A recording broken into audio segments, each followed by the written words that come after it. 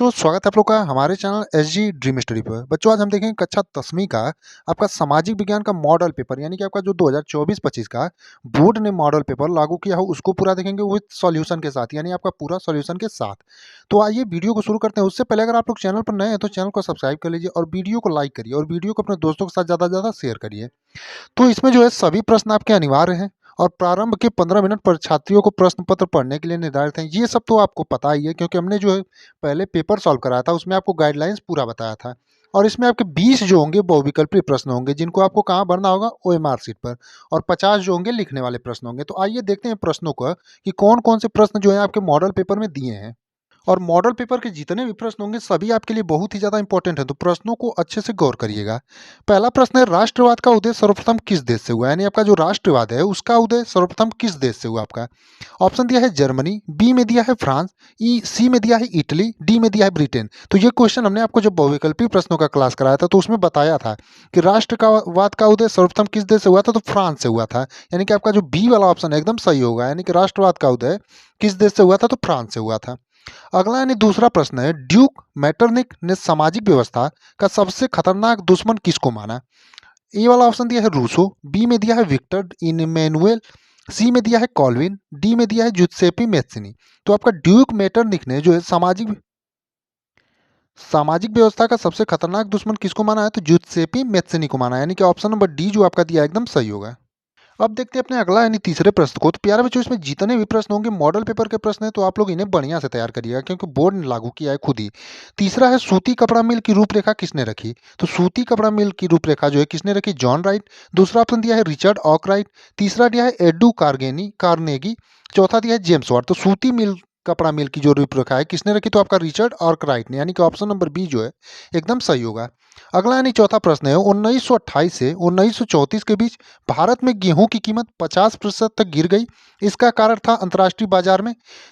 पहला ऑप्शन दिया है कीमतों का गिरना, दूसरा है कीमतों का बढ़ना, तीसरा है कीमतों का स्थिर रहना, चौथा उपरोक्त में से कोई नहीं। तो ये भी जो क्वेश्चन है अभी कल की क्लास में ही हमने आपको बताया था कि 1928 1934 के बीच जो भारत में सभी चीज़ों के दाम गिर गए थे उसका कारण क्या था, महामंदी था, यानी महामंदी के कारण। तो इसमें से आपका महामंदी दिया ही नहीं है, तो आपका उपयुक्त में से कोई नहीं होगा। तो हमें उम्मीद है कि आपको ये प्रश्न जो है इसमें से बहुत सारे प्रश्न है जो आप अपने आप से कर लेंगे। जैसे कि ये वाला है, इसमें से आपका कोई नहीं होगा, अभी कल ही हमने आपको ये प्रश्न बताया था। अब देखेंगे अगला यानी पांचवा प्रश्न, 1448 में गुटेनबर्ग ने कौन सी पहली पुस्तक छापी। तो आपका ये भी जो क्वेश्चन हमने अपने बहुविकल्पी प्रश्न का जब क्लास कराया था उसमें बताया था जेन ऑयर। दूसरा ऑप्शन है रमोना, तीसरा है हार्ट केडी डिड, चौथा है बाइबल। तो 1448 में गुटेनबर्ग ने सबसे पहली कौन सी पुस्तक छापी थी, तो आपका बाइबल छापी थी, यानी कि ऑप्शन नंबर डी जो आपका दिया एकदम सही होगा, यानी कि आपका बाइबल जो है एकदम सही होगा। अगला यानी छठवां है, बेल्जियम में सामुदायिक सरकार का चुनाव कौन करता है। आपका बेल्जियम में जो है सामुदायिक सरकार का जो है चुनाव कौन करता है। ऑप्शन ए में दिया है एक ही भाषा बोलने वाले लोग, दो में दिया है सभी भाषाओं को बोलने वाले लोग, सी में दिया है केवल जर्मन भाषा बोलने वाले लोग, डी में उपयोग सभी। तो आपका जो बेल्जियम में सामुदायिक सरकार का चुनाव करता है वो आपका एक ही भाषा बोलने वाले लोग, यानी कि ऑप्शन नंबर ए जो दिया है आपका एकदम सही होगा। और ये भी क्वेश्चन जो हमने आपको पहले ही करा रखा है। अगला यानी सातवां प्रश्न देखेंगे। इसमें से आपको जितने प्रश्न देखने को मिलेंगे मॉडल पेपर के उसमें से ज़्यादातर जो प्रश्न होंगे हमने आपको पहले से ही बता रखा है कि ये सभी प्रश्न आपके इंपॉर्टेंट हैं। अगला है, निम्नलिखित में से कौन सा लक्षण संघीय सरकार से संबंधित नहीं है। आपका कठोर एवं लिखित संविधान, शक्तियों का केंद्रीकरण, सी में दिया है संघ एवं राज्यों के मध्य शक्तियों का विभाजन, चौथा दिया है सर्वोच्च न्यायालय। तो आपका जो सर्वोच्च न्यायालय है वो संघीय सरकार से संबंधित लक्षण नहीं है, यानी कि ऑप्शन नंबर डी आपका एकदम सही होगा। अगला यानी आठवां प्रश्न है, निम्नलिखित में से लैंगिक असमानता को बढ़ावा देने का कारण नहीं है, यानी कि आपसे नहीं पूछा है। तो पहला ऑप्शन दिया है श्रम का लैंगिक विभाजन, तो ये कारण होता है। दूसरा है जैविक बनावट, तो जैविक बनावट जो है वो आपका लैंगिक असमानता का जो है कारण नहीं है, को बढ़ावा देने वाला कारण नहीं है। तीसरा समाज का पितृ प्रधान होना, तो ये भी कारण है। चौथा है महिलाओं में साक्षरता दर की कमी, तो ये भी आपका कारण है। तो आपका ऑप्शन नंबर बी जो है वो कारण नहीं है, यानी जैविक बनावट। अब देखते हैं अपने अगले यानी 9वें प्रश्न को। और प्यारे बच्चों, इन सभी प्रश्नों को आप लोग एकदम बढ़िया से तैयार करिए। आपका जो भी प्रश्न पहले से पढ़े हैं वो तो रिवीजन हो जाएंगे और जो प्रश्न नहीं पढ़े हैं उनको आप लोग तैयार कर लीजिएगा। नवा है, सांप्रदायिकता की समस्या प्रारंभ होती है जब धर्म को एक ही राष्ट्र का धर्म को ही राष्ट्र का आधार मान लिया जाए, दूसरा है धर्म को राष्ट्र से अलग कर दिया जाए। तीसरा है सभी धर्मों को समान रूप से माना जाए। चौथा है कुछ ही धर्मों को प्रधानता दी जाए। तो सांप्रदायिकता की समस्या कब प्रारंभ होती है? जब कुछ ही धर्म को प्रधानता दी जाए, यानी कि आपको एक धर्म को प्रधानता दी जाए और एक को नहीं दी जाए, तो जो देश में है सांप्रदायिकता फैल जाएगी। तो आपका ऑप्शन नंबर डी जो है एकदम सही होगा। अगला यानी 10वां प्रश्न है, निम्नलिखित में से कौन सा संघ सूची का विषय नहीं है? यानी इन चारों में से आपका जो है कौन सा संघ सूची का विषय नहीं है? प्रतिरक्षा, दूसरा दिया है मुद्रा, तीसरा दिया है शिक्षा, चौथा विदेशी मामले। तो आपका निम्नलिखित में से कौन सा संघ सूची का विषय नहीं है? तो शिक्षा है। अब देखेंगे अपने अगले यानी 11वें प्रश्न को। तो निम्नलिखित में से पंजाब में भूमि संकुचन का मुख्य कारण क्या है? यानी आपका पंजाब में जो है भूमि संकुचन का मुख्य कारण क्या है? गहन खेती, दूसरा दिया है अधिक सिंचाई, तीसरा। अब देखेंगे अगला यानी 11वां प्रश्न, निम्नलिखित में से पंजाब में भूमि संकुचन का मुख्य कारण क्या है? यानी आपका पंजाब में जो है भूमि संकुचन का मुख्य कारण क्या है? गहन खेती, दूसरा है अधिक सिंचाई, तीसरा है वनोन्मूलन, चौथा है अधिक पशुचारण। तो ये भी जो प्रश्न हमने कल ही अभी जो क्लास कराया था सामाजिक विज्ञान के बहुविकल्पी प्रश्नों का, उसमें बताया था कि निम्नलिखित में से पंजाब में भूमि संकुचन का मुख्य कारण क्या है? अधिक सिंचाई। यानी कि ऑप्शन नंबर बी जो है आपका एकदम सही होगा। अब अगला प्रश्न है, निम्नलिखित को सुमेलित कीजिए, करते हुए सही विकल्प का चयन कीजिए। यानी कि आपको इसको सुमेलित करना है। तो आपका भाखड़ा नांगल जो बांध है वो कहाँ पर है? तो भाखड़ा नक्खल बांध आपका जो है सतलज नदी पे, यानी कि क वाला जो है वो तीसरे में जाएगा। आपका हीराकुंड जो बांध है वो कहाँ पर है? महानदी पर है, यानी कि ख वाला जो है वो चौथे में जाएगा। तो आपका जो सरदार सरोवर बांध है वो कहाँ है? नर्मदा नदी पर है, यानी कि आपका सी यानी ग वाला जो है वो पहले पे जाएगा। और आपका तिहरी बांध है भागीरथी नदी पर, तो ग वाला यहाँ पर। तो अब देख लेंगे आप कहाँ पर है घ, उसके बाद फिर आपका कौन-सा है? पहले ख पहले क है, पहले किस ऑप्शन में आपका जो है देखेंगे क का 3 है, भाखड़ा नांगल बांध सतलज नदी पर, तो आपका 3। उसके बाद ख का 4 है महानदी पर, तो आपका ख का 4। ग का आपका पहला नर्मदा नदी पे, तो आपका तीसरा जो ऑप्शन है एकदम सही होगा।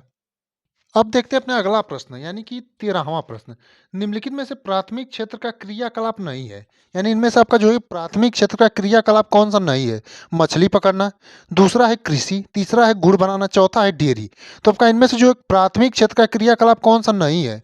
तो आपका जो क और ग वाला ऑप्शन है, यानी मछली पकड़ना और गुड़ बनाना, ये प्राथमिक क्षेत्र का क्रियाकलाप नहीं है।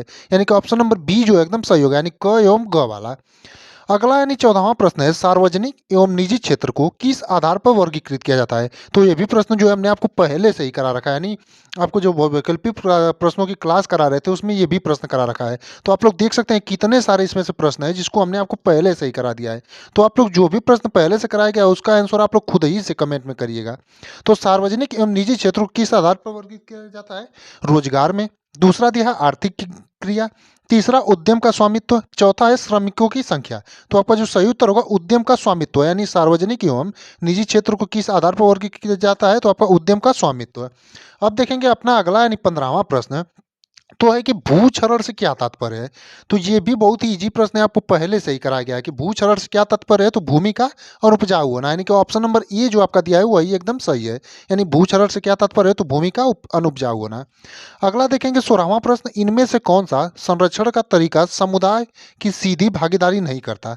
यानी कि इनमें से कौन सा जो है संरक्षण का तरीका है जो है समुदाय की सीधी भागीदारी नहीं करता? आपका संयुक्त वन प्रबंधन, दूसरा दिया है बीज बचाओ आंदोलन, तीसरा दिया है चिपको आंदोलन, चौथा दिया है वन्य जीव पशु विहार का परिसीमन। तो आपका जो चौथा वाला ऑप्शन है वो सही होगा, यानी वन्य जीव पशु विहार का जो परिसीमन है वो जो है संरक्षण का सही तरीका जो है समुदाय की सीधी भागीदारी नहीं करता, यानी कि आपका चौथा वाला ऑप्शन एकदम सही होगा। अब अगला देखेंगे यानी 17वां प्रश्न, तो 17वां दिया निम्नलिखित में से कौन सा व्यापार अवरोधकों का लक्षण नहीं है? यानी आपका इनमें से कौन सा जो है व्यापार अवरोधकों का लक्षण नहीं है? जिसमें पहला ऑप्शन दिया है सरकार विदेश व्यापार को नियमित करने के लिए व्यापार अवरोधकों का प्रयोग कर सकती है, तो ये आपका लक्षण है और इसमें नहीं है पूछा है।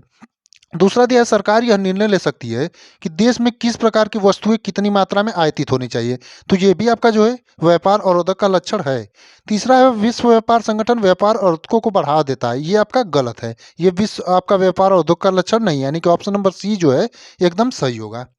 अगला यानी 18वां प्रश्न है, भूमिहीन ग्रामीण मजदूरों के लिए सबसे अधिक उपयुक्त विकास का लक्ष्य कौन सा है? पहला ऑप्शन है उपज का ज्यादा समर्थन मूल्य देना, दूसरा है अन्न उनके बच्चों को विदेश में बसाया जाना, तीसरा है अधिक मजदूरी देना, चौथा है उपरोक्त में सभी। तो आपका जो सही उत्तर होगा अधिक मजदूरी देना, यानी भूमिहीन ग्रामीण मजदूरों के लिए सबसे अधिक उपयुक्त विकास का लक्ष्य कौन सा है? तो अधिक मजदूरी देना, यानी कि ऑप्शन नंबर सी जो है आपका एकदम सही होगा। अगला यानी 19वां प्रश्न देखेंगे तो निम्नलिखित में से कौन सा परंपरागत ऊर्जा का स्रोत नहीं है।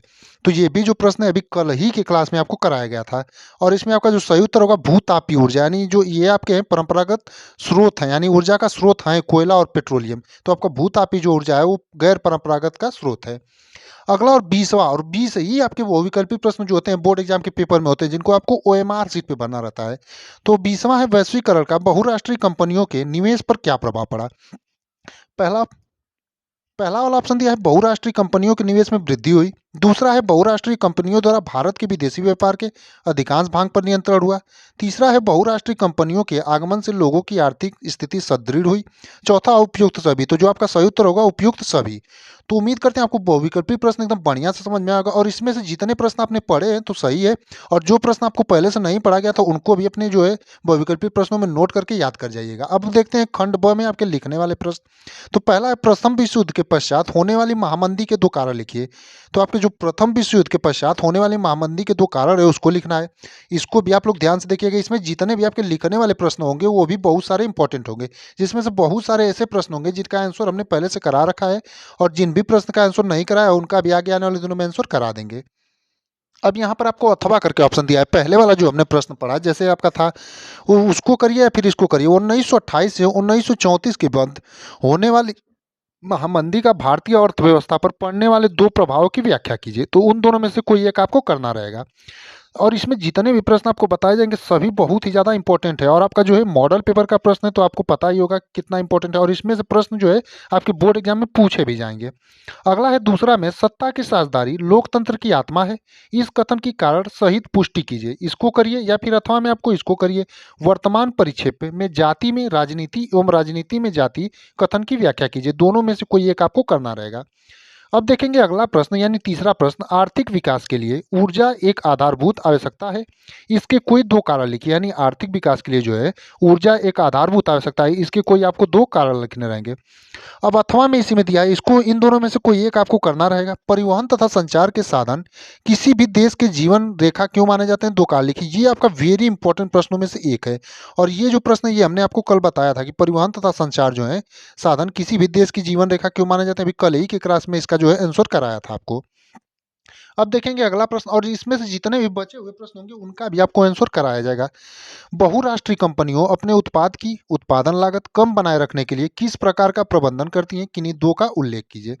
या फिर अथवा में आपको दिया है अच्छे बाजार के किन्हीं दो लक्षणों को लिखिए। यानी कि अच्छे बाजार के किन्हीं दो लक्षण को आपको बताना रहेगा। प्यारे बच्चों इसमें जितने भी प्रश्न हैं आपके सभी इंपॉर्टेंट हैं, तो इन प्रश्नों को आप लोग जो है नोट करते चलिएगा। आपको जो है आगे आने वाले दिनों में जितने भी प्रश्न होंगे आपको आंसर भी उनका जरूर कराया जाएगा। यानी कि बहुत सारे प्रश्न ऐसे हैं जिनका आंसर हो गया और जो बचे हैं उनका भी आंसर आपको कराया जाएगा। तो प्रश्नों को आप लोग नोट करते चलिएगा और जिस भी प्रश्न का आपको आंसर याद ना हो तो आप लोग उसे कमेंट में भी जरूर बताइएगा। अब देखेंगे आपका वर्णनात्मक प्रश्न दो, उत्तर लगभग 150 शब्दों में दीजिए। पांचवा है गांधी जी महात्मा गांधी के असहयोग आंदोलन क्यों चलाए, किन्हीं दो कारणों को लिखिए। इसे इन्होंने स्थगित क्यों कर दिया। तो ये भी अगर आप जाएंगे सामाजिक विज्ञान का हमारा जो हमने सभी वीडियो बनाया है उसमें आपको ये क्वेश्चन पहले से ही बताया गया और आंसर के साथ। या फिर अथवा में सत्याग्रह का क्या अर्थ है, और ये जो प्रश्न है आपका अभी कल ही बताया गया था।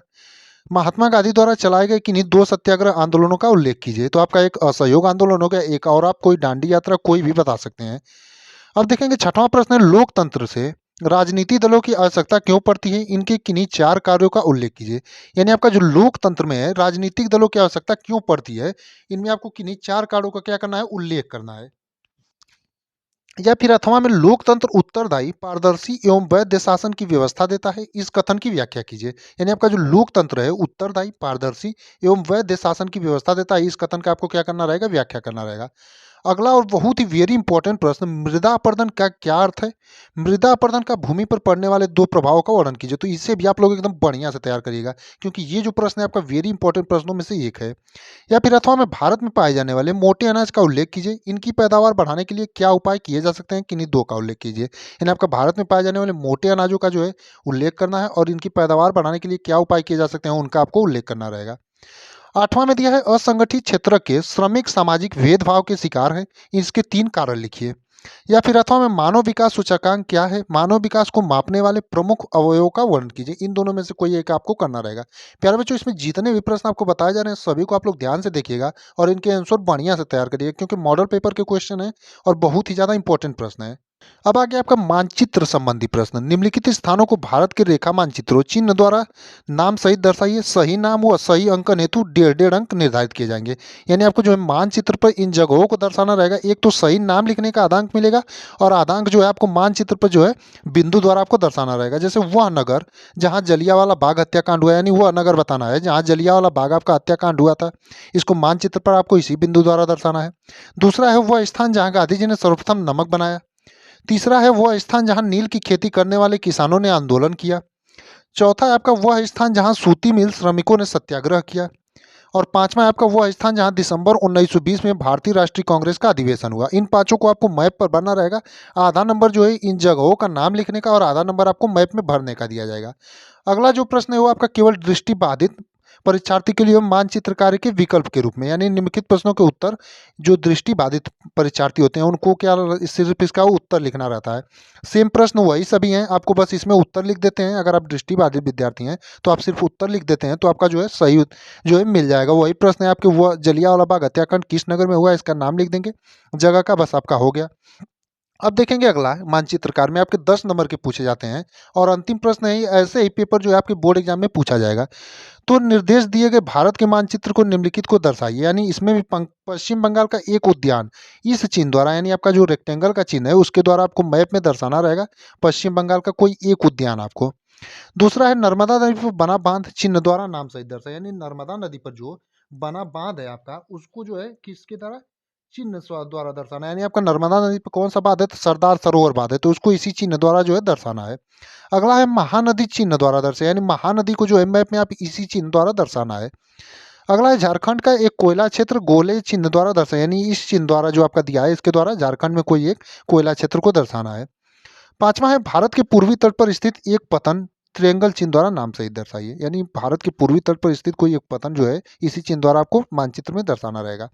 अब उसी प्रकार अगला जो है केवल दृष्टिबाधित परीक्षार्थी को लिए इसमें उनको सिर्फ नाम लिखना रहता है। जैसे आपका पश्चिम बंगाल के एक उद्यान का नाम लिखिए, नर्मदा नदी पर बने बांध का नाम लिखिए, उत्तर भारत की एक नदी का नाम लिखिए, झारखंड प्रांत की एक कोयला खान का नाम लिखिए और भारत के पूर्वी तट पर स्थित एक पतन का नाम लिखिए। तो आपका जो ये मॉडल पेपर है उसको हमने आपको बता दिया, जिसमें बहुविकल्पी प्रश्न पूरा सॉल्व करके बताया और जो लिखने वाले प्रश्न हैं उनमें से बहुत सारे प्रश्नों का आंसर भी हमने आपको पहले से ही बता रखा है। जो भी प्रश्न बचे होंगे और जिनका प्रश्न आपको करने में आंसर दिक्कत हो उसे आप लोग कमेंट में जरूर बताइएगा, उसका भी हम आपको सॉल्यूशन करा देंगे। तो उम्मीद करते हैं आपको क्लास एकदम जबरदस्त लगी होगी और क्वेश्चन बहुत ही ज़्यादा इंपॉर्टेंट है, तो इन्हें आप लोग बढ़िया से तैयार करिएगा क्योंकि मॉडल पेपर के क्वेश्चन है। तो आगे आने वाले दिनों में ऐसी वीडियो हम आपके लिए रोज लाते रहेंगे, तो आप लोग उसके लिए चैनल को सब्सक्राइब कर लीजिए और बेल आइकन को प्रेस कर लीजिए और इन प्रश्नों को बढ़िया से तैयार करिएगा।